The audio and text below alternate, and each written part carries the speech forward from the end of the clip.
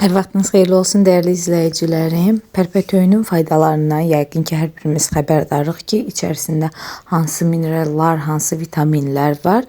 Daha əvvəl bu mövzu ilə bağlı, pərpətöyünlə bağlı bir dəfə də paylaşım etmişdim. Səhv etmirəm ki, orada qeyd etmişəm pərpətöyünün faydalarını. Yəni tərkibi dəhşətli dərəcədə vitamin və minerallarla zəngindir. Bu səbəbdən də bu gün qərara gəldim ki, çox dadlı bir pərpətöyün salatı hazırlayım. Həm yaya uyğun, sərin, həm də doyurucu, həmçinin sağlam bir salat hazırlayım. Bunun üçün ilk olaraq qaynar suya pərpətöyünlərimi əlavə edib 4-5 dəqiqə qaynadıram və qapağı açıq bir şəkildə saxlayıram. Bir qıraqda isə xiyarlarımı sürtkəcdən keçirdirəm. Mən 3 ədəd xiyar istifadə etdim. Pərpətöyünüm təxminən 5-6 dəstədir. Mən bağdan yığdığım üçün sayı olaraq konkret deyə bilmirəm. Hardasa bir böyük klok dolusu pərpətöyünüm var idi, amma qaynayan zaman bilirsiniz ki, azalır.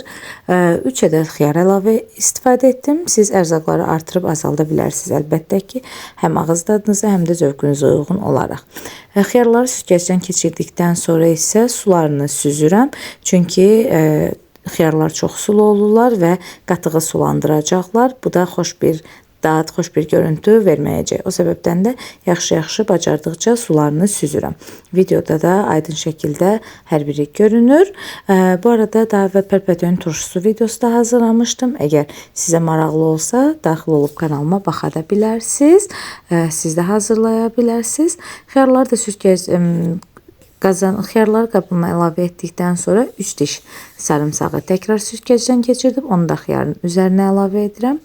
Əlbəttə ki, bunu da ağız dadınıza uyğun artırıb azalda bilərsiniz. Mən sarımsaq çox sevər biləyəm.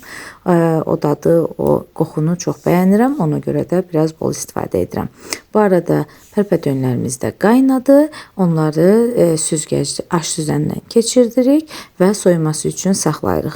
Düzünü desə mənim onu gözləyəcək qədər vaxtım yox idi və aş süzəndən keçirdikdən sonra soyuq suyun içərisində bir neçə dəqiqə saxladım ki, tez soyusunlar.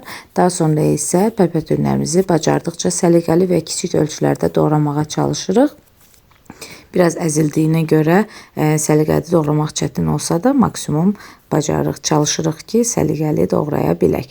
Daha sonra isə ərzaqlarımızı hamısını bir yerə gətirib üzərinə bir banka qatıq və ağız dadımıza uyğun olaraq duz əlavə edib yaxşı-yaxşı qarışdırırıq.